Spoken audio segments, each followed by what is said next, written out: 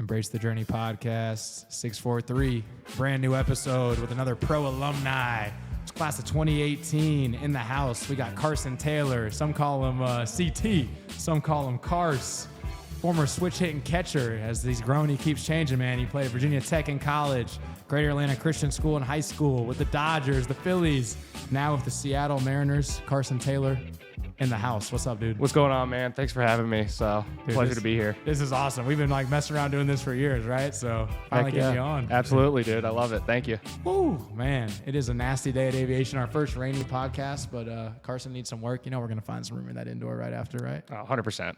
Hey, you're going to Seattle. It is a rainy city there, right? So yeah, exactly. Let's get me used to it. That's for sure. So right. Getting ready for the bigs, right? This will be the stuff you get up there. Oh yeah. No, you'd be able to play in anything. Man, so you hear that ripoff there of all those teams, all the places you've been. Is this something you always thought you would do as a kid? And if so, when? This has always been my dream, play professional ball. I've been very blessed to be in this position and just given the opportunity and everything like that. I don't think I pictured this being the way it happened necessarily, being with all the teams and all the ups and downs and everything. But every step of the way, it's been just a dream come true for me. So yeah, it's so cool to follow. I know from our side, man, we love watching you go through it. And so 2020 COVID year draft, right? Unique yes, sir. Story for you. Unique in that you only had 2 years of college ball, right? Because of your birthday, you're able to go out after sophomore year. Yeah, turned 21. Like 3 or 4 days before the draft happened. And then sophomore year, I went out. It was a very unique draft. It was only 5 rounds, so a little more stressful, I think, than the normal draft would be. But no, thankfully, had a team. The Dodgers believed in me, and that was off and running from there. And so many good places in MLB, almost every org. I'm sure there's nothing you could really find bad to say about team organizations, but the Dodgers just come to mind as one that really sticks out as, people love their PD. Like, what's your experience with them? How surreal was that hearing them call your name? Yeah. Oh my gosh. Their player dev is about as good as it gets. It's every resource you could want. They let you take control of your own career, but they do a fantastic job on both sides of it, pitching and hitting. But that was one of the coolest moments of my life, hearing my name get called and everything like that. So I was just that literally is what I've been dreaming of, every little kid's dream since they picked up a baseball. So that was one of the coolest moments I've ever been a part of. So cool to hear about when it happened. And I know, again, just with your age, I think at the time it snuck up on me. Like Danny's talking about it around here, like, hey, Carson's getting some draft talks. Like there's stuff happening. And then hearing, that round and that year with all the craziness going on with COVID, it was like, let's freaking go, man. So obviously player dev was good. Coaching was really good. Is there a culture that's different with the Dodgers? I'm sure you feel it as well, Philly and Seattle, but is there a certain culture there that you noticed? Yeah, they very much so are, about the little things, about, attention to detail. They'll do anything to win. You got to be fundamentally sound. Like they're not going to beat themselves, but it very much so is putting the onus on the player to take control of their career and really buy into the winning culture they have. Right. But that's like I said, the same with Philly, same with Seattle. Yeah, you feel that still there. 100%. Yeah. I know we were talking about it last week. You were telling me how the Dodgers are just not afraid to adjust. That's something you really noticed, Dave Roberts and those guys. All right, if we're not hitting that day, we might drop bunts down, we might steal bases. If we're bopping the ball, then we're gonna keep bopping the ball. How important in baseball is it, do you think, to make adjustments? I think adjustability is one of the biggest parts of baseball. It's if you don't have your A game that day, you got to compete with what you have. You're not always going to have you're not always going to have your best. So it's going out there and making the best of what you got that day. That's something I learned very quickly is it's not always going to be A+ stuff or A+ swing or anything like that. But if the guys that succeed are the ones that, can put together a good game with the B stuff, the C stuff, anything you got that day, you just give it everything you got. It's the grind, right? You hear that word, the grind. Absolutely. That's what it is. When you don't have your best, still finding a way to get better that day. Right? 100%. Man, no, it's so cool. So cool to hear you say it. So when did it get real with the draft? Was it your freshman year at VT? Because I know you got a lot of playing time then. When was there a moment or a week? I always ask guys, some guys have that big game, or was there a time when you're like, okay, this is coming into fruition a little bit? So for me, it kind of picked up fall of my sophomore year. I started getting some attention going, kind of going throughout that. I had a really good fall there. Played really well, during our scout day and everything like that. had all the interviews and all that stuff that kind of happens with it. But I think it really kind of clicked that like, okay, I can do this when we came down to play at Georgia Tech. Because I was fresh off of probably the best stretch of games I'd played in my college career at that point. And it was the big thing for me was proving that it could continue to translate over to like ACC play and everything like that. And that was the first in what ended up being the only ACC series we played at that point because we got shut down after that. But I mean, that was some of the best baseball I think I've ever played when I came down there to play, and it was in front of a lot of scouts and a lot of GMs and everything like that. So that was kind of where it kind of clicked for me, at least, where I was like, okay, this is going to get a lot more serious than I thought it, this year. But kind of just kicked off after that. I love hearing everyone's part of that because it's, the people watching it almost, they hear luck or like, oh, timing. But I know timing is so big in sports of, when you pop off in front of the right guys. But to me, I always say like it's that cliche almost that you read on the internet on like a motivational page. But luck is that result of, preparation and just everything you've been putting in with then the opportunity, right? Like, and when people see you work, which not many people watching have seen you work, I've had the pleasure and the luxury. I tell people to watch you work behind the scenes. I mean, it's no surprise that you're a professional baseball player. And have you always had that, though? Have you always had that drive, or where do you think that comes from? I mean, I think it partially comes from, I've always been very self-motivated. That's something I take a lot of pride in, is I've always tried to push myself and set, ambitious goals, but ones that I wholeheartedly believe I can get there with, as long as I work for it. I think that, I want to give a huge shout out to my parents. They were the ones that really kind of instilled, like, you got to earn everything you're given, especially when it comes to sports. So they, my dad's always pushed me very heavily towards, just the grind and embracing it and understanding that, you're going to get rewarded for the work you put in. So that's been the biggest factors. Huge shout out to the Taylor parents. They play a key role in our 643 Foundation now. Carson's repping a foundation shirt for Tyler Tolvey, one of his actually teammates from 643's event. Talk about that a little bit. How's your experience, with the foundation, and how's your parents' experience that / being able to be a part of what Tyler does here? Oh, they've loved being a part of it. I mean, I think we all have loved being a part of it. We love giving back, and it's been such a pleasure to be a part of that, the way they run it, just being able to do things for 643. When it comes to the Home Run Derby, I think it's one of the coolest events I've ever been a part of. Like, right? I think Tyler's the absolute man. I think it's incredible, especially the way it grew just between year one and year two, and how it's going to continue to grow and everything like that. But I think it's such a cool event. It's been such a pleasure to be a part of, and just help out any way I can. But no, it's to anybody that hasn't been there, 100% check it out. Definitely. Good energy, man. The pro guys always come with such like loose, good energy, and I think kids will walk up kind of starry-eyed, like looking at you guys, but then they realize you are hit BP, laughing, hanging out. And man, I think the last 2 years, we got the chart over there. What was it? It was 2 lefty hitters, right? Chatham and, man, who was our first year? Michael Troutwine. Troutwine, dude. He got in a freaking heater, right? Yeah. So I love those stories, both those guys grinding lefties, and Carson's like, you're lucky I'm not playing this year, because if I was in it this year, I might be losing a bunch. Yeah, I was about to say this might have been the year. Yeah, no doubt. So kind of going backwards right now, and we'll kind of finish back up with more with Philly and Seattle, but talk about more of Virginia Tech. I know out of high school, if I remember correctly, you were committed to Richmond originally, right? Yes. So I committed to Richmond sophomore year when I came back. Great university and everything like that. There was some stuff that went on with coaches getting, some of the coaches that recruited me and stuff like that weren't there. They were switching up schools, so for you, it just probably feels right? How'd you kind of get with Virginia Tech then? How'd that go? Well, that was quite the experience, but it was a lot of conversation with DP and a lot of prayer, a lot of talking with my family and everything like that. But ultimately, honestly, DP was ultimately the one that ended up helping convince me to decommit, going right into, it was the night before World Wood Bat, at 17U World Wood Bat.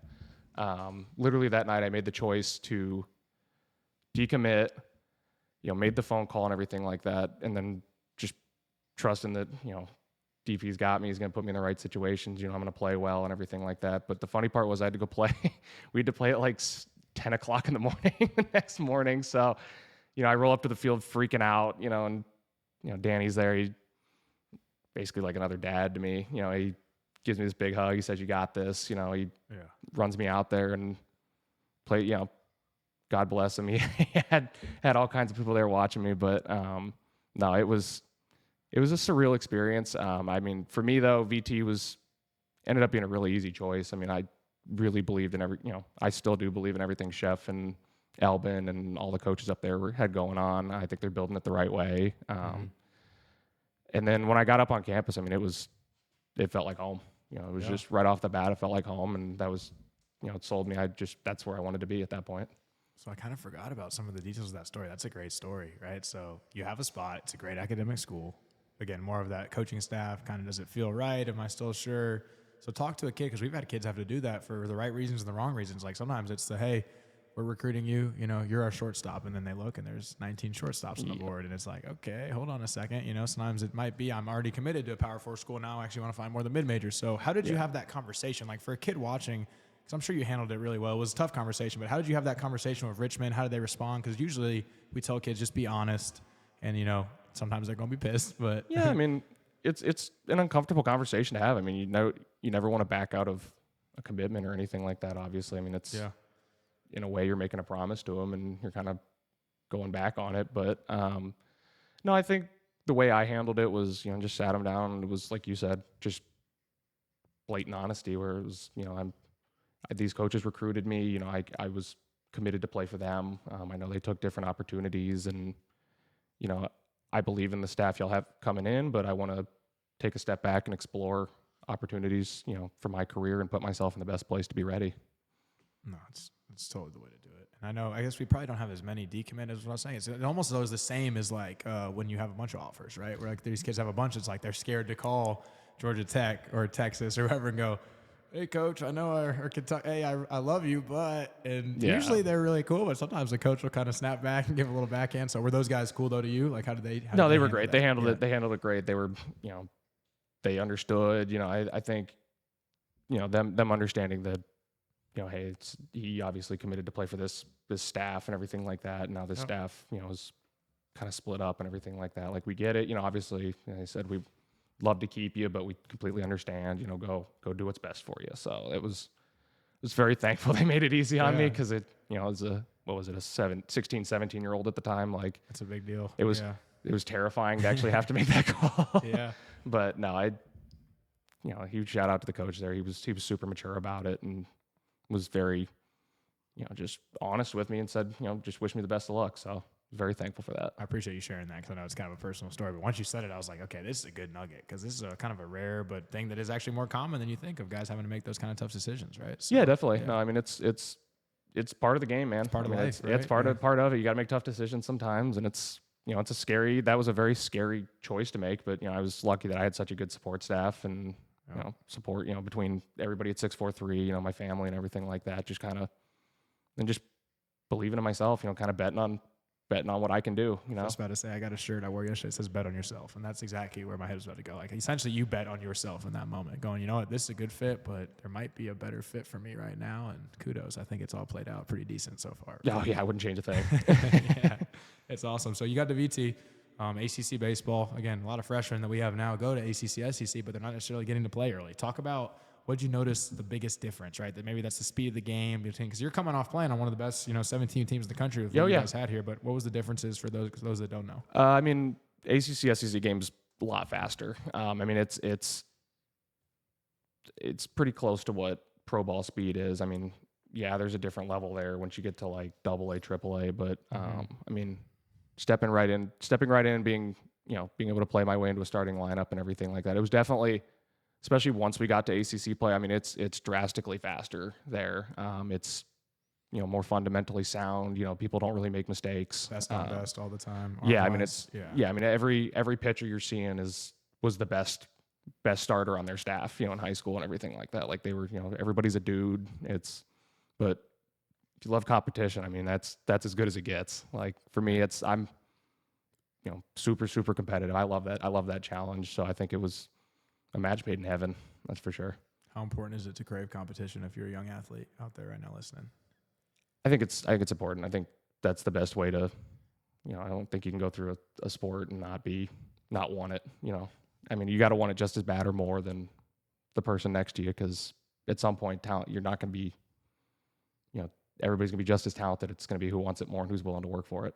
And the challenges you seek, right? I mean, they're not always sunshines and rainbows, right? I'm sure you seek some challenges and had your doors blown up a little bit, right? Oh, big time. Yeah. No, I've had plenty of guys that, plenty of pitchers that have owned me. I've had plenty of situations where, I get overwhelmed a little bit. And botch a ball on defense or yeah, whatever, I mean, right? It happens. everybody has it. I mean, it's just how you learn from it, how you bounce back. That's the big thing. Drew Waters mentioned the other day, 2017 alum with the Royals. Now he mentioned that he senses that there's a kind of a culture of parents out there that like don't want their kid to get challenged, right? They want them to kind of just have that really safe, easy road. And we see these guys that are like studs in a cage, stud at the easier ages, at the younger ages, and they get to the older ages and they're kind of shell shocked.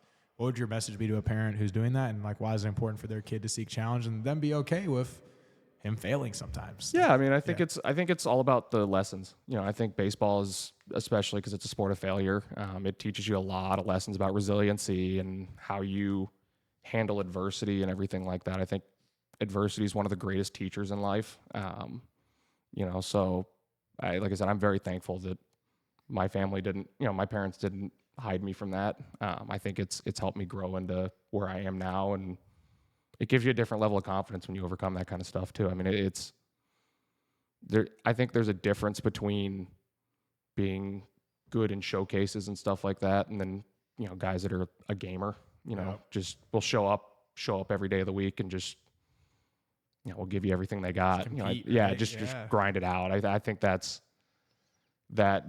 a different level to it, and I think the kids that you get punched in the mouth a little bit by it. You bounce back from it. Like I said, those kids end up being real special when it happens. Character's built too, right? Oh yeah, that big toughness, time. resilience, all that stuff you need at the level you're at for sure. Because every day you could be the man for 1AB, and then whoa, what arm did I just face? Oh right? dude, yeah. I was about to say you could have days where you hit 3 homers in a game. You come out the next day and strike out 4 times. It's part of the game. So. And how have you managed that? We'll talk more later, but how have you managed that, personally, body language wise, mindset wise? How do we not get too high or too low as a professional? Yeah, I mean, I'm sure DP can attest to this, and you too, but I used to be not so good at handling that growing up. I still am my biggest critic. I'm very hard on myself sometimes and everything like that. But I think some things that I've learned is, one, it's you're going to get another opportunity. It's games like that happen. It's how you not letting it snowball on you and turn into multiple games in a row.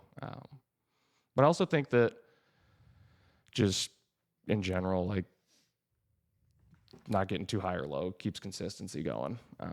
So that's the biggest deal is you got to understand that 7 out of 10 times it's not going to work, and if you're doing it 3 out of 10 times, you're a Hall of Famer, right. And that's something that I think is hard to grasp at times, which, I do it too. Everybody gets ahead of themselves with that, wanting to, I want to hit 1,000, I want to hit 30 homers, but it's just day in and day out consistency. Love it. No, that consistent piece, right? And that goes back to your work ethic, I'm sure, right? That you put in plenty of work, where if you have that bad day, tomorrow's going to be a better day. Yeah, 100%. You got to trust the work you put in. That's for sure. That's it. Just trust the process, baby. I love it. So closing out the VT piece, I know you didn't, spend as much time there as you would have thought. Good reason why, right? Getting to the, of course, getting popped. Was there an at bat? I wrote it down here. I don't know if you saw. Were you and Brant? Did you guys both get hurt in the same pitch? And how crazy is that? Brant Herter, 2017 alum. Carson, 2018 alum. Yeah, that was. I remember that correctly? Yeah. That was one of the wilder at bats I've ever been a part of. I think. Was that at VT or was that in summer ball? So that was at VT. Okay. Long story with that one, but I was struggling really bad. I was switch hitting at the time. Was struggling really bad hitting righty that year. So they told me to just try it out, try it out lefty. So I was hitting righties really well. So that was probably the first full week I had of hitting lefty. It's fun. A 6'6", 250-pound guy. Yeah, that was really fun. Yeah, great matchup for me. Yeah. Was terrified for my life. Loved him to death and trusted the fact he was going to throw strikes. But you're talking to a kid that hadn't hit lefty in forever. But no, we what is it? I had some hand pain and stuff like that. I don't know what was going on with it at the time, but we battling it out. It was what was it? It was. I think second or third pitch of the at bat, went 0-2. The third pitch of the at bat, he was trying to throw a fastball, went up and in. Me not recognizing what the pitch, not having a good recognition of pitches out of a left-hander's hand at the time. Yeah, exactly the thought in my head was, please don't be a fastball. Go check swing, sneak my hand out there. Fastball hits me right on the top of the hand, broke my hand. And then, they had just gotten me off the field and were checking out what was going on. So I was getting ready to go ahead for on campus for x-rays. Yeah. I'm walking out of our facility and I see Brant walking off the mound holding his elbow. It's like, because apparently he blew out about 2 pitches later. Like crazy, right? Which craziest thing in the world was that at bat ended with, from what I was told, it ended up being a double-digit pitch at bat because we had a pinch hitter and a guy come out of the bullpen. It was one of the craziest at bats I've ever seen. One of the longest at bats probably in the season, right? I mean, when you spend 30 to 45 minutes having to warm somebody up and get a hitter going and everything like that. Yeah, two guys got hurt. It's like, but for us it was like, wait, those are both 6'4" guys. Are you freaking kidding me? We're supposed to have each other's backs out there, guys. What are we doing? It was hilarious. But I remember talking to Brant about it a couple of years ago. He and I both get a good laugh out of it now because it was such a just crazy situation there. Yeah, and I'm sure, from your perspective, on a side note to that, Brant got up 2 years ago, and he's been up and down with it. But is it cool seeing guys that you've been competing against, been playing against in the big leagues when you're that close? Is that part of what keeps pushing you? Of oh, I'm right here. Oh yeah, 100%. No, I love. Like I said, I thought it was so cool that he made it up there, and is doing as well as he is. I love that. I think it's. But yeah, no, that 100% is very motivating to want to. If they're up there, I'm getting up there. Yeah. I love it, dude. I can't wait to see you up there. Talk about, lastly, with VT, is there one thing specifically from the school? I always like to ask guys, is there one thing you picked up there that's really helped you a lot in pro ball or in your life from Virginia Tech and their staff? Yeah. I mean, I think, I learned a ton from the staff up there, but I think the biggest one that still sticks with me is just they taught me how to handle myself like a pro. How to carry myself day in and day out at the field, handle the way I work, how I handle everyone at in an organization and stuff like that. I mean, just the kind of nuance and the day in and day out life of relationships piece. It sounds like they're just really good people. I mean, just being a good being a great teammate, being obviously a great worker, but just being they invested in us as human beings. Just being a great human. That's what it's all about, right? Yeah, 100%. Baseball stuff ends one day, right? Not anytime soon, but it ends one day. No, exactly. Yeah. Yeah, I love it, man. Great. That's Freddy's been on me. I've been saying I love it a lot on this show. That's my phrase. If you notice it, we all have our takes and things. I'm going to use different words the rest of the way. We're going to go way back now, okay? So that's more recent. Let's go way back. And I couldn't remember exactly because I know, like I said in the intro, you played here when you were little, moved to Texas with the family, then came back when you were 16. What age did you originally play? Was it 11, 12? Do you remember? Oh, gosh. I want to say it was 11. It was right around 5th grade. So it was the first time what are your earliest memories of 6'4", your first memories of 6'4"? I remember going, was it right down the street from Aviation, playing out there? Yeah, Larry Bell. I remember playing for that team for a year. I mean, obviously Was it Coach Greg Brown? It was Greg Brown. Yeah. Awesome. Had so much fun playing with them. But we had such a fun team. It was Ethan Underwood, bunch of other guys. Tanner Hike was on that team. Hike was on that team. Yeah, we had Yeah. Such a fun team. Very good team, but just such a fun group of guys and everything like that. But no, I love going to that park and getting to play there and just go to East Cobb and have fun. No, it was that, and then having Danny show up at our tournaments every now and then. Everybody's it was like having a farm director show up. Everybody's kind of freaked out. Everybody's stood up a little straighter and everything like that. But it's cool. No, it was awesome. So it was one season here, and then you guys moved to Texas. What part of Texas did you guys move to? We moved to Austin, Texas. Good area from what I've heard. Yeah, great area. Definitely an acquired taste, but it's a great area. What was your experience there? Just life-wise, what was different there? Texas to Georgia, was there? Yeah, I mean it was a big difference for me just because I was a little more established in terms of being in school for a few years and everything like that. But no, I mean it was good group of people out there. My dad went out there to work and everything like that. So enjoyed getting to live out there, enjoyed getting to play out there and everything like that. What teams were you on out there? Were there any names we would recognize? Any teams? I played for, I played for the Next Gen Rangers in middle school, which what did they turn into? It was Next or something like that. Okay. Next Level maybe? Yeah, Next Level, something like that. Yeah. And then I played for the Austin Wings briefly, which I don't know if they didn't really travel much, but I know the Next Gen guys did.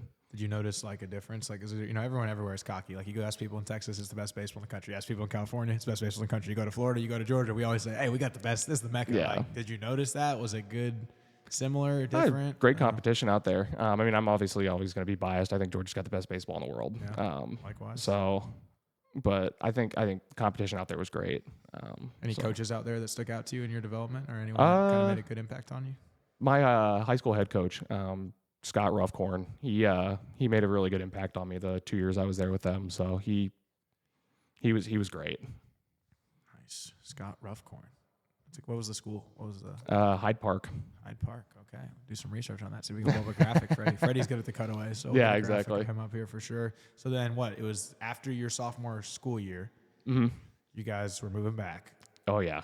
And were you guys thinking 6'3" pretty quick when you were moving back? Or that was the only option we had right off the bat. Was my dad goes, all right, we're heading back. Where do you want to go? I said, we're going back to 6'3". That was, I think we all agreed pretty quickly on that one. That's where we wanted to go. So, but yeah, that was an interesting summer. All right. So you come back, and for those watching, there are organizations. I'm not talking trash. There's organizations that, like, when the stud moves in, no matter what, the stud gets to be top guy on the top team. And I'm sure like you'd be down with that. But it's like you came in, the Cougs roster was kind of full, even though clearly to all the coaches who watched at the trial, it was like, this guy's probably the best catcher in the age group, probably one of the best hit. Okay.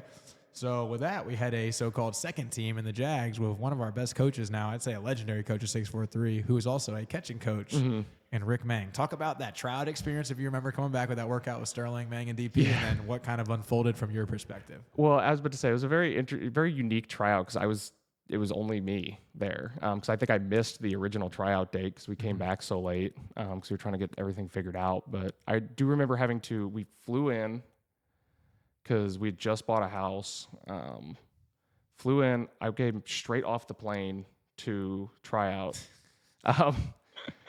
DP's like, how fast can you guys get here? Yeah, like, literally, it was it was such a Danny text too. It was like, hey man, how fast can you get here? We're like, we're on our way. Like, we'll be there right now. Which for anybody that knows Danny, that is so on brand for him. Yeah. But he's just winging it in the best way. Yeah, I was about to say. So he's a gunslinger. Yeah, I love it. No, but we showed up, they ran me through all kinds of stuff, which I was like, hopefully I'm putting good product out there at the time. No idea what was going on, but you're drenched in sweat. 100%.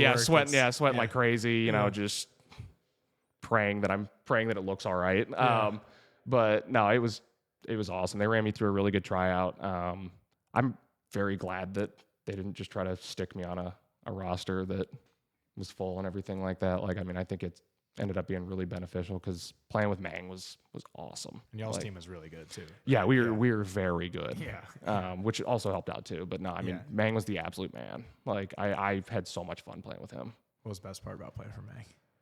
I love playing for Mang. I mean, there's so many things I could say, but I mean, I just honestly just how calm he was. Like, he was such a calm coach and everything like that. Like, it was, if you mess up, it's, hey, I'm not going to get in your face. I'm not going to yell or scream at you. It's, it's a learning moment. We're going to treat it as a learning moment. I mean, he had to deal with a kid that was in and out of, living with his aunt at the time because his parents are in and out of the state trying to move stuff around. Understood that it was a little chaotic and everything like that. But no, I mean, it was, like I said, it was awesome. Like that, and then him just kind of helping me start figuring out the whole college situation and, really just being there for me the whole time. I think he's going to laugh watching because Mang is, I hear you. No, he can be so calm and chill, and he can also he's got that little you got to like really. But I'm sure he was good with you because you had the edge, right? Like you were saying earlier, like you were so intense and edgy that he probably wanted to keep you cool. Yeah, I was about to say. I think at the time, I was a little hot-headed at the time, so it was. I think he had to kind of be a little gentler with me, so I was a little gentler with myself. But right. I know like Tanner Hike on your team, right? Which is cool, full circle, right? You play with Tanner at 11, again at 16. Tanner Hike would then come back prior from the same season, and go, yo, Coach Mang's kind of a like he's like that guy is like in my face every day. He's kind of sarcastic, so that's what I love though. It's a great example of what makes Mang a great coach. What makes I've heard Saban talk about. I mentioned on a previous show, like you have to coach every kid a little bit different. I know me and you were talking about this in the cage the other day about there's guys that want a cookie cut even at your level with some organizations, and it's like talk about that. Like why is that a no go for any coach watching? Like why do you have to adapt a little bit to your kids? I mean, it's just everybody's different. Everybody responds different.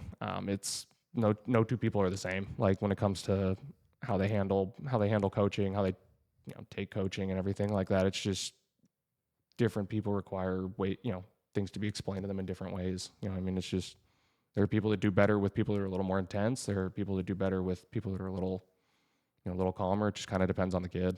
If you were coaching you, what's the best way to coach you? I mean, Just in general. I'm adaptable in that aspect. I mean, I enjoy people that are, can be intense at times. But I mean, also like when it comes to a learning moment, like I beat myself up about that stuff too. So I mean, not jumping on me with that and everything like that. I think like that would be the moment where I need people to be a little calmer. But other than that, like I love intense coaching. I think it's good for me. Because you're a cerebral guy, so you like to learn and have the conversation, I'm guessing, with the coach. Like, what are you seeing? Here's what I'm feeling. All right, now we can. Yeah, like talking it out, making sure that like we're on the same page with everything like that. Just knowing like, hey, I see this, I feel this. Do you see the same thing as me? So I don't feel like I'm going crazy at the time. Sure. No, in my experience of all ages of kids, but mainly in that 14 to 17 window that I've had the most experience, like, the hot-headed kid, I want to ask more questions. Like, hey, what are you feeling there? What is that what you're working on? Let them kind of lead it. Where the kid who's maybe needs a little kick in the ass, right, or has a little motor issue, that one we might be breathing down their throat a little or telling them what to do more, right? But it's kind of, you got to adjust. Right? No, 100%. Yeah, I was about to say, it's like you said, it's just, especially with the kids that are a little more intense and everything like that, it's you let them kind of figure it out a little bit too, but just kind of push them towards it. I know you care already, so how can we get you out of your own? Yeah, way here, exactly. Right? No, it's get their own brain out of the way. That's it. So great summer for Mang. Then you went to Greater Atlanta Christian, right? Good experience over there, I'm guessing. Yeah, great. Yeah. No, it was good, very good teams. With JP McGuire, I believe one of my teammates. Oh yeah, right? I love playing with JP. No, JP was the man. I was about to say that. I think he's flying planes now or something like that. Yeah, I'm about to say I don't know what he's doing at this Psycho point. I know he was awesome. No, he's absolute stud. Yeah. But I have nothing but good things to say about that guy. But no, it was so much fun getting to play with him. Was GAC turf then when you were there already? No, that got put in like a year or two ago, I think. That's real new. Yeah. Super nice turf though. Crazy how all the high schools around here are starting to look like colleges. I feel like some of them are nicer than some of the colleges, right? That's for sure. But definitely, that's why this is the best place for baseball in the country. Like you said earlier. 100%. So then 17 Cougs that year. Talk about, like you already said, you've already given Danny some love. I know he is like a second dad to you. He checks in with you a bunch. He loves talking with you anytime you're here. If he can come in when we're training. Yeah. You guys were training a lot the first couple of years. He's getting older. He's got the knee, so can't throw a strike, So now I've kind of checked in for him to help out. But talk about your experience with DP that summer, and then obviously in general. But nah, dude, DP's the best. I like I said, I can't say enough about him and everything he's done for me in my career. But no, getting to play with him was awesome. It was so much fun. Like, not as calm as Mang, probably. No, but it's Danny's got his own special breed of coaching, which I love the way he coaches and everything like that. There's nothing like having and shout out to Danny for this. There's nothing like having a hour and a half long post game talk before you head home. Always. You gotta keep your head on a swivel. There it is. Yeah. But no, I loved playing for him. Like it was so much fun. That team was so good. But no, I mean, him helping me out through all the recruiting craziness and everything like that, like just getting to soak up the knowledge that he was giving us and everything like that. Like I learned a lot that summer. Dude's relentless as a son to him, obviously, I can tell you. But no, I mean, as a coach and just as a leader, he's relentless in that he doesn't ever stop. And when I mean he doesn't stop coaching you. But then, like, when people are done playing for him, there's so many coaches that just say, all right, cool, see you. Thanks for playing for me and help me win games by. Like last night, he's like updating us with like 4 or 5 names. Like the other day in ops, we just bring up, guys that are younger than you. But we're like, hey, where's this guy at? Like we saw he was on this roster last year. And I mean, he'll literally just text guys, hey, what's going on? Where you at these days? How's life? Like, how relentless is he in your life? Like, is he just constantly popping up on your phone? Oh, yeah. No, I mean, he checks in constantly. I love it. Like, I think it's, I'm sometimes not the best about doing that. So I think it's great that he's he does it all the time. Like, I love getting to check in with him and see how everything's going here and stuff, obviously, when I'm not in town. But, no, it's really cool that he keeps tabs on us and is just always there to support us and stuff like that. Everyone he coaches is like another kid in his life. Like I know me and Max are his blood sons, but everyone, I think, especially guys like you, I mean, you're just like a son to him, man. So I know he loves catching up with you and always appreciates that you hit him back or you call him and you guys can talk. I love getting to check in with all you guys. Like I said, it's really cool that he checks in. Absolutely. What man, was there anything you noticed like from being here when you were back that felt the same from that 11 to 17 window, and then anything that felt different? I mean, I think the differences for me was just, I think it was, I think they had a couple years to kind of, because I think when I first got there, 643 was kind of just starting. Yeah, we probably had like 5 or 6 teams that year. Yeah, we're versus just like kind of I was saying just Yeah. kind of getting going and everything like that. But obviously very well established when I got back and stuff. Aviation was here. Yep, right? exactly. Yeah. So, but no, Anything was, feel the same though when you got Oh, back? it was the immediate like family feeling. Like it just felt like it's just one big family. Like everybody's there for everybody. It's still you're going to be a better teammate. You're going to be a great player, better teammate. Stuff like that. But I think the little things that between that and then just all the like, we're going to get the fundamentals right, which has always been, I think, a lost art. Mm-hmm. Fundamentals, teammates, little things. How much does that stuff show up in pro baseball? That's huge. It's You can't you can't teach that kind of stuff. Like it's seeing the people that are very fundamentally sound and everything like that. They're the ones that tend to make it. That, and then just being a great teammate like only makes it easier. Makes it easier on the days where it's not going as good too. Exactly. Game. Do you see guys still struggle with that at your level though? Like that have all the talent in the world and they kind of struggle because they didn't have that upbringing maybe? In ways, yeah. I mean, I've seen plenty of people that are great teammates that don't necessarily have the talent level and the or the consistency day in and day out.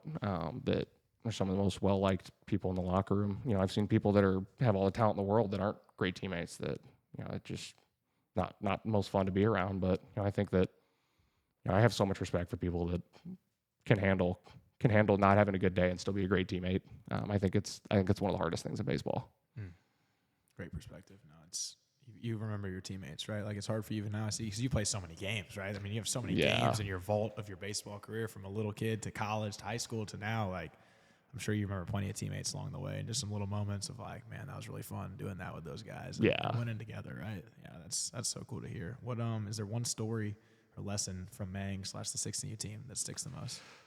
I mean, just in general, I think it was like I remember the first weekend I came back and played with them. I mean, it was kind of a similar story. Like I was all over the place with the move and everything like that. And I think I let 3 or 4 balls and like 2 or 3 innings go right between my legs, trying to block balls and everything like that. Like it was very clear that I was a little unfocused and everything like that. A little jittery. Just nervous and wanting to play my best, but probably a little too nervous to to perform properly. But no, I think that Mang pulled me aside and just said like, hey man, we're glad to have you here. Like it's all gonna be all right. Like just keep just relax and go play your game. And him telling me that was exactly what I needed to hear at the time, to just be able to kind of take a deep breath and okay, I can just go enjoy it.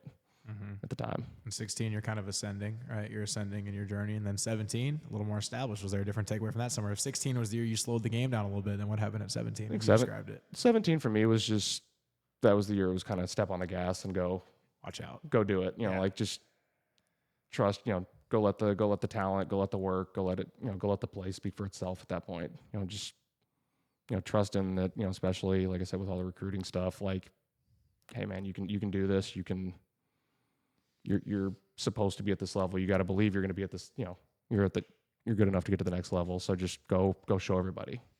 What would your advice be to the kid who's pressing? Like ultimately, is it just relaxing? Like what was the biggest thing for you to get out of your way in that sense of, because I'm sure at your level, you still feel there's certain days or games, but now I know some guys tell me, hey, I shifted it where nerves and excitement feel the same. You just got to make it exciting instead of I'm nervous. But, no, 100%. I think you're always going to, if you love what you do, you're always going to be a little nervous about it, but it's like an excited nervous, I think that, I still get butterflies before I go play a game, but, pressure's a privilege, right? Yeah, absolutely. But no, I think it's just, life and baseball is too short to, crush yourself over it, just enjoy what you're doing, enjoy the journey. I mean, it's a privilege to get to, it's a privilege to get to play day in and day out for as long as possible. So just don't take it for granted. Enjoy it, and just go give it everything you got, man. Like get everything you can out of it. It's just genuine, right? I can feel the gratitude in it, and I know it in everything you do. Like if we're here at 7 or 8 a.m. working out, or you're here at noon, or you're here for the dirt, like you're always that same genuine. I'd say light of energy in here. So we so appreciate having that around. But I think the game appreciates that too, and that's why you're still playing. You know, I think guys take it for granted, and you're not a guy that does that. So no, I think the game knows. That's for sure. Like baseball gods, right? Baseball gods know. That's for sure. They can be very kind at times and very not kind at times. But no, if you treat the game right, it's going to treat you right back. That's for sure. That's something I've always believed in.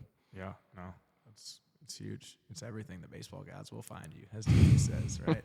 They'll find you when you're doing good. They'll find you when you're doing bad. Sometimes they just find you and give you crap anyways, right? Yeah, absolutely. Just cause, yeah. Yeah, that's life. So what about what's been different here lately? Like the last couple of years, how have you noticed? Because you've been back training for about 3 or 4 years. We would come in the off season, and man, I almost want or wish we had like one of these days we're gonna have to get like a video guy in there or something, not to like blow you up or make it weird for you, but just like kids need to see like how you go about it.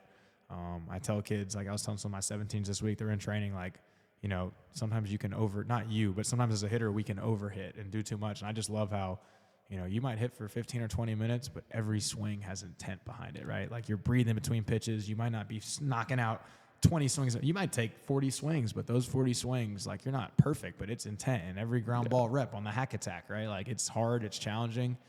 You know how to slow it down, right? You know what you're trying to do. And then when you're good, you're good. Some days that could be half a bucket. Some days that could be 2 buckets. Some days, whatever it is, but I just think you work with so much intent. So talk about the training piece, why that's big for you, you know, whether it's here or somewhere else, like how do you go about that process? I know I probably over-talked that, but. No, you're good. I mean, I think it's, you know, when you get, you know, kind of where I'm at now, it's a lot of it's quality over quantity most of the time. You know, I want to get a lot, you know, the amount of reps I need in, but at the same point in time, I want to be really good reps.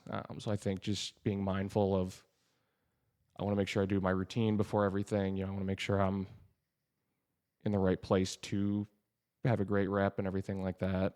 You know, I think consistently having great reps, you don't need to overdo that. Because I think if you do overdo it, you create bad habits. So I think there's a point of diminishing returns on the amount of reps you can do and everything like that. But just, you know, making sure that you're taking every rep, you know, treating every rep like it's a game rep is the best way to get the most out of it. That's for sure.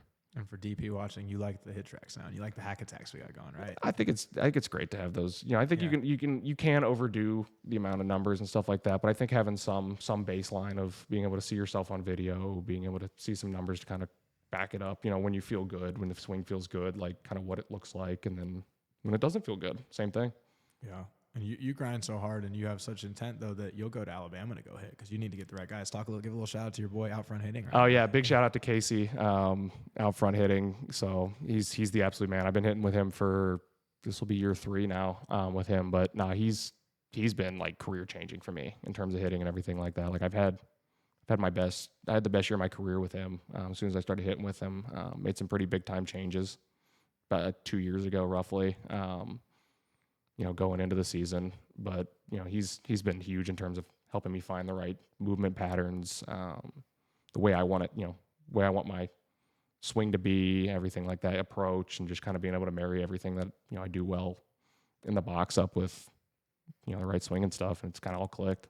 There's a lot of Instagram baseball content to dilute through these days, right? And I think he's a guy that just does such a great job with social media, and I got to meet him for like 2-3 minutes at ABCA, probably like the year you were hitting with him or a year or 2 before that, but just a genuine dude. You can tell, like, you know, baseball lifer, and I just love, you know, watching him and then talking to guys like you and Tyler even, and guys that go hit with him, right? Like where it's like, I just love how he communicates, love how he breaks it down, and he's had a huge impact, I know, on guys like Austin Holloway. He's like his biggest fan. I love seeing his stuff. Like, it's really cool when there's coaches out there that are really elite at what they do.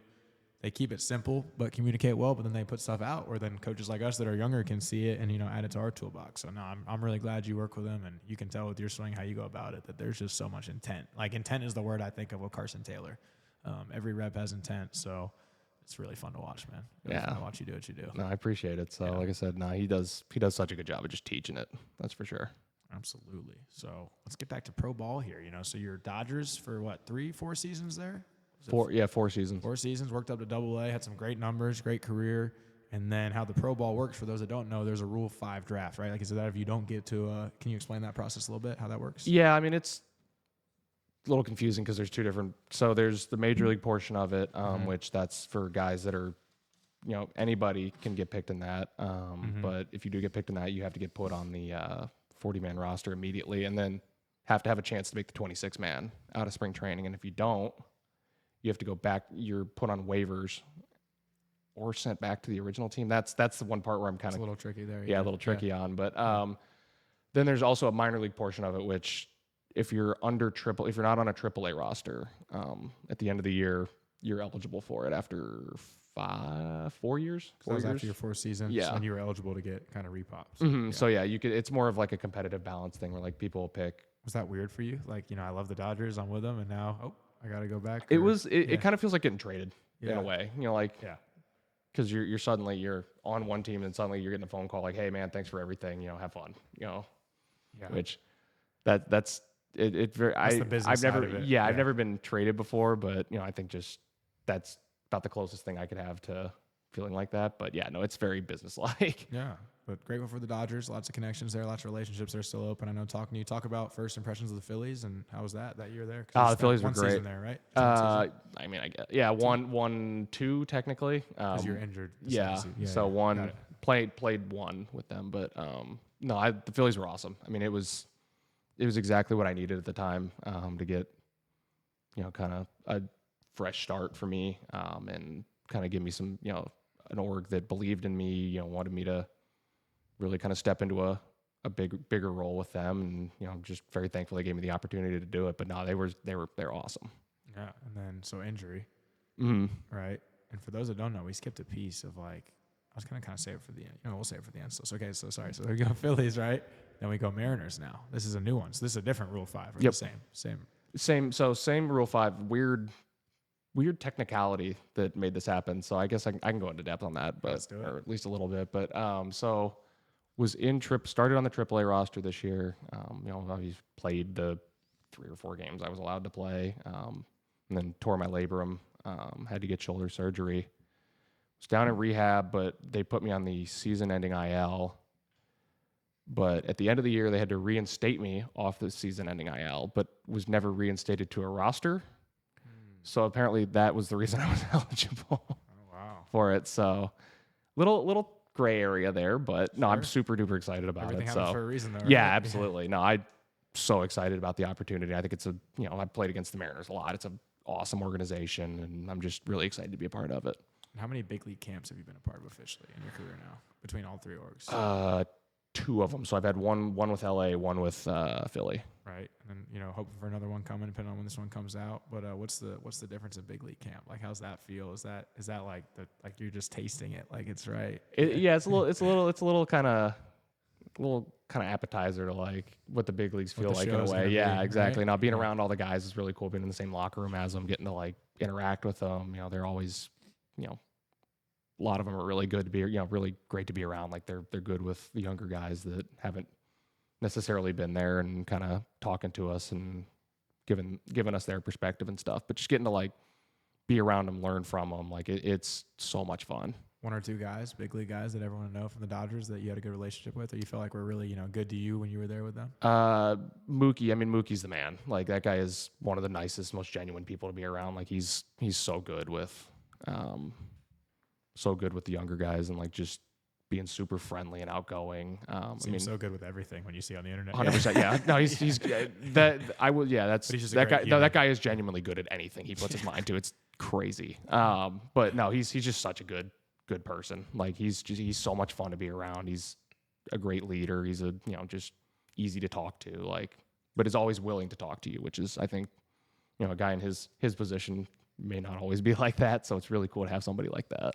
I have a kid actually who's from he went to a junior college and now he's at Montevallo, Division II school in Alabama, and he happens to have a hitting coach that Mookie hits in the offseason, and he said the same thing. He's like, dude, like for who I am, like I kind of don't see myself as probably good as I should, whatever it is. Like my confidence, like Mookie just treats me like I'm a teammate. Like he'll talk about my swing, give me stuff to work on. Like that's no, it's awesome, dude. Yeah. Like he's so cool. But no, him, and then I think with the Phillies, Kyle Schwarber. Super cool dude. Lefty mashers like you, right? Yeah, no, he and I spent a lot of time together because he was learning how to play first base last year. So it was, he and I got to work a lot. We got to hit together a lot. Like I learned a lot from that guy, just being around him and like kind of how he goes about it and everything like that. But great guy. Shot in the dark, anyone in Seattle you're excited to get to meet or work with?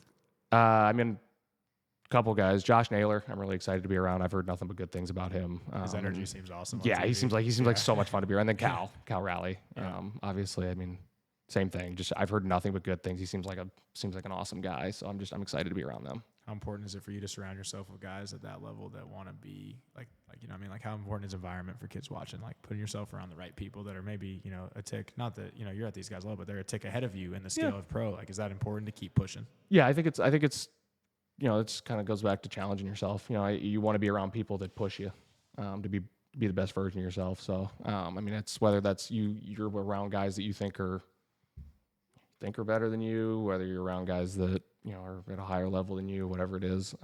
You want guys that are willing to, you know, push you to get to their level too. I think that's a huge thing to surround yourself with. Iron sharpens iron, right? Exactly. For sure. Yeah, it's the in your brain, you're the best baseball player in the world, I'm sure. Like that's how it should be. Like and then it's not a cocky thing. That's your confidence. Everything you do, like you trust yourself to compete against anybody, but at the same time, you want to see guys that are in that same group and right around it, so you can go, I'm still pushing, right? Yeah, 100%. That's a cool thing to keep. Yeah, 100%. No, I think I'm always gonna carry myself with the confidence of I can compete with anybody. You know, I don't think there's a guy on the field that I can't step in and compete with.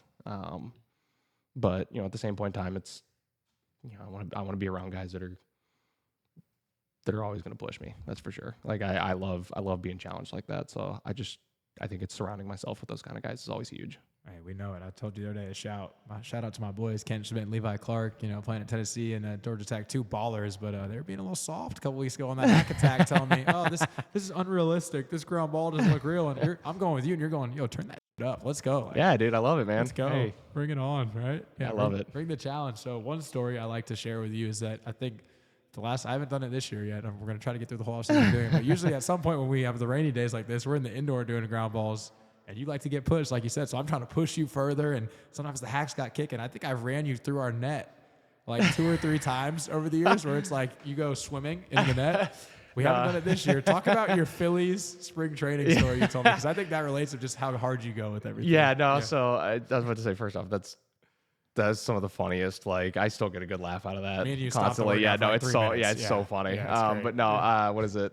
I was telling, like I told you the other day, it was big league camp last year. You know, they're teaching me how to play third base at the time, so you know, it's probably 6 o'clock in the morning. I think, you know, we're like, I rolled out of bed at like 5 that morning. You know, I'm like sleepwalking to get into the facility, but you know, suddenly it's okay. We got to go. Like you got to throw your stuff on and get out there. You know, but I go out there in shorts, t-shirt, and that's about, you know, shorts and t-shirt basically. You know, I'm out there fielding ground balls, and our coach hits one that, you know, is not. I'm not going to get that standing up. You know, he and I both know I'm not going to get that standing up. But me, you know, me being who I am, I'm not letting that ball get past me. So I go full dive on a very wet dirt field. You know, I come up, I'm covered in dirt and mud. And I look over, my coach has got his hands on, you know, he's hands on his knees, like shaking, laughing. You know, he goes, I haven't seen somebody do that in probably 10 years. You know, he said, I love it, but he said it's one of the. He said he had just tears in his eyes laughing, but he was like, it's just like at the same point in time, he goes, no, I love that though. Like, I'm not letting. It doesn't matter what it is. I'm not letting that ball get past me. That's just who you are, right? Yeah. He's like, you didn't have to do that, but I kind of love that you did do that. Yeah. No, exactly. And you're thinking of Danny and Mang going, yeah. They would love that. No, I was about to say that was the first thought that went in my head. It's I could picture DP going, heck yeah, man. You know, just. So cool, dude. So cool. So I want to, as the last piece here, it's kind of a, you know, you talked at the very beginning about it's so important for baseball players and, you know, coaches or anyone in baseball to make adjustments. You know, you're constantly making adjustments. I know you had a string of concussions, right? Where you've always been a catcher. That was your passion. That was a big part of your game. You know, you had enough where it was like, hey, you know what, just looking at life in the scheme, wasn't ready to do it. You also were one of the top switch hitters to come out of the state of Georgia in the ACC and pro ball. And it was like, you know what? My numbers and everything looks better lefty. Talk about, you know, those 2 decisions, if you don't mind, really quick, and then how important it is for kids to be open to making adjustments. Because we have kids where they're like, I'm only a shortstop. I'm only a starting pitcher. I'm only a relief pitcher, right? Yeah. Like, that would have probably limited you, I'm guessing, if you just... Yeah, definitely. I mean, it's you know, I was very thankful that at VT they let me play, you know, good amount of infield while I was there, along with catching and stuff like that. But no, I mean, it's the concussions thing was, I mean, that was, a tough couple of years there with, I think I've had 4 of them now at this point, and nothing I could do about it. I mean, foul balls and everything like that. But no, I mean, in terms of like, I didn't want to, made the decision. That was also another one that took a lot of conversation, with my agent, my parents, everything like that. And then kind of taking a shot in the dark with, like LA, because they could have very well told me, nah, we only see you as a catcher, and not giving me a chance to step out from behind the plate and go play infield. But no, they were great about that. They were very enthusiastic about it. My trainer, funny enough, my AA trainer was actually the one that said you probably should think about moving to the infield, given everything that's going on.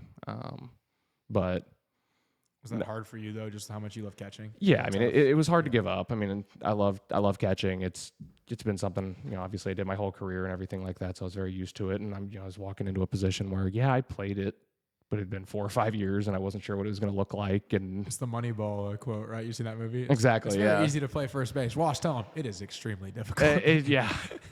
No, it is. I was about to say it's not as easy as people give it credit for, but no, it's like I said, they were awesome in terms of like investing in me and just giving me a chance to do it and everything like that. And the same thing with Philly. I mean, just being able to walk over there and them letting me learn how to play infield and have me come down to spring training and shout out to our infield, the Phillies infield coach, Adam Everett. But I was like his pet project the first year I got there. He used to give me such a hard time about infield and everything like that. I mean, he would have me come in early, I think every day, and just hit me hundreds of ground balls until it became like second nature, basically. But you hated that, I'm sure. Yeah, worst thing ever. No, but no, between that, I mean that, and then what about the switch hitting piece? Switch hitting thing. I mean, it was kind of the writing was kind of on the wall with that one. It was the numbers when you're looking at. Yeah, I mean, it was a pretty jarring difference in terms of how I was hitting lefties versus righties. So it was that one. That one was a little easier to make, just because as much as I loved switch hitting and everything like that, I wanted to give myself the best chance to succeed. And I got a lot of faith in my left-handed swing and everything like that, and rightfully so. Yeah. And it took a little while to get used to, but it's gotten easier. The more at bats I get and everything like that. But no, like same thing though. Like they could have very well told me like, we don't think you should do that, and you got to stick with what you're doing. But no, I was very thankful they let me do that, and I think it's really worked out for my career. But in terms of kids and everything dealing with that, I think just always being able to go with the flow a little bit is huge. Just don't hem yourself into one thing. Don't pigeonhole yourself, right? I mean, just you always got to make sure that versatility is a huge quality to have, especially as an infielder, or especially as an outfielder. Just being able to do multiple things. They'll find a spot for you. Guys like that are very valuable. If you hit, you don't sit. So if you can play more positions, the better, right? Exactly. Makes it easier on them. Cameron Douglas, he's with the Tigers now. Just drafted this past year, 25. He said the best ability is availability. Exactly. Right? No, that's a really good one. It's a fire quote. Yeah. I like that. That's awesome. We're stealing that one for sure. 100%. Let's knock out a speed round real quick. Yeah, let's do it. We'll go speed round, close the message, then we're going to go down there and take some freaking hacks. Yeah, let's do it. Let's go, man. Have you enjoyed this though? I love this, dude. This is so much fun. Yeah, we're doing this again. Let's go. Yeah. You're such a natural on the mic, man. We could talk for hours. It's unbelievable. Unbelievable. All right. Favorite hitting drill you still use? I'm a big open 45 guy. I think it's great for me in terms of just direction and everything like that, which is a huge feeling for me hitting wise. Love it. Yeah, great drill. Toughest ACC arm you remember facing? Oh God, there were so many good ones. I would say any of the Wake Forest pitchers. I can't really single one out specifically, but every one of them was, that pitching lab was there too. Like those guys were unbelievable. They could pitch, right? Yeah. No doubt. Favorite ballpark to hit in at any level? Ooh, probably Amarillo. That place was very small and the ball absolutely flew there. So like that. You hit a lot of homers every time you went there. Yes, sir. Best habit you picked up from the Dodgers? I think just taking control of my own career, just really putting, just letting myself do it, like taking control of my, what I want to do and going about it my way. Yeah. Like making it my own. One habit you picked up from the Phillies? Just being being adaptable, being Infield, it sounds yeah, like. Too. being infield. Yeah, I mean, just really being able to trust your work, even more than before, and just enjoy what you're doing.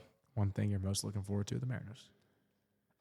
There's so many things I'm looking forward to, but I would say just being a part of it, like just being able to show them, what I do and who I am and everything like that. But I think just being around everybody, I'm excited for that. Heck yeah. Any walk-up song that's been your favorite over the years that's a consistent go-to? Man. Or do you have one for this year in mind? Yeah. Well, I've used the same one for the last couple of years. What is it? Work by Gangstar. So it's a Okay. little old school rap, but Okay. I used an Usher song for a long time too. Which one was that? Yeah. That's a good one. We had someone else. I think Ken Schmidt has that one at Tech. That's a good one. Yeah. Exactly. Yeah. Favorite roommate you've had in college or pro ball? No diss to the others. No, One of that course, sticks yeah. out. Guy named Marcus Lee Sang. He and I lived together in pro ball, which he's a really good friend of mine. But no, I love getting to live with him. He's a great guy, really fun to be around. Is he still playing too now or no? Free agent right now. Got it.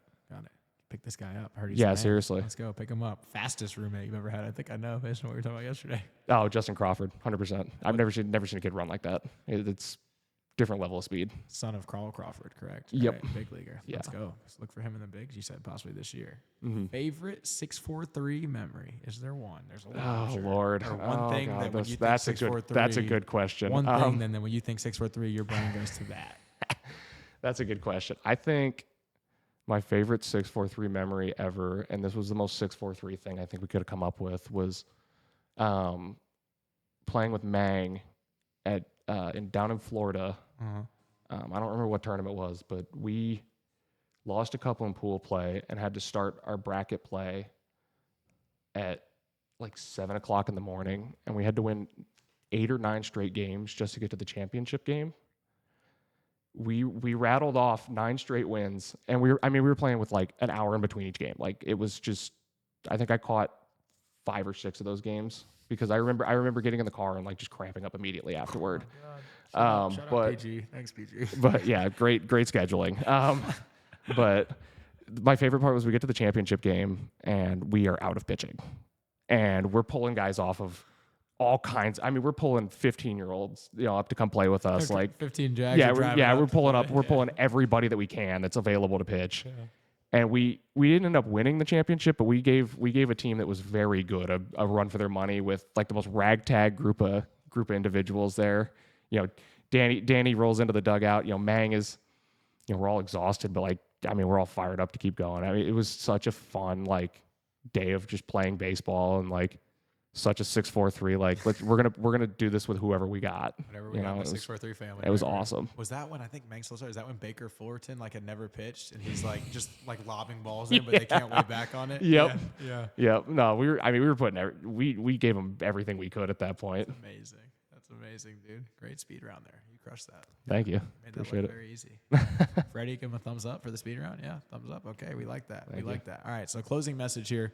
Try to have we have this camera set up for you because we try to have, you really speak to the kids watching or the parents watching for the last one. There's so many things we could hit on with you between the work ethic, the journey you've been on, adversity, ability to be playing everywhere like you were just saying. I want you to really talk about the mental toughness piece of who you are. Yeah. And especially all the concussion stuff, the injuries, all the waiting you've had to do, being again, so close to the bigs and it's so within reach and it's coming and we're so excited to see you up there. So talk about, if you don't mind, how important is mental toughness to you are, and maybe just advice to that kid out there at any age, any level who's hurt, maybe having to miss this whole season. Maybe he missed the whole last season. How do we stay the course? And, Yeah, I mean, to everybody out there, it can be tough. There's ups and downs. I mean, baseball is a tough sport. It's frustrating. It can, punch you when you're down. But I think especially this is something I've learned a lot is just continuing to show up day in and day out, be yourself, enjoy the process, enjoy the adversity, enjoy the highs, the lows, enjoy just what you're doing. I mean, it's at the end of the day, it's a kid's game. You've been doing this since you're little, and just don't take that for granted, man. Just enjoy what you're doing. It's so much fun, and you give it everything you got. It's going to reward you. Outstanding advice and perspective, my friend. Cannot thank you enough for coming on today. No, thank you so much for having me, man. It's a pleasure. Dude, we're going to do it again. It's 100%. Now we got some hacks to go take Absolutely, down yeah. there. Man, knocked it out. Hour and 4 minutes. Pretty good. Perfect. Pretty good. Love really it. Good. Freddie, not too much editing, right? He's going back to school tomorrow.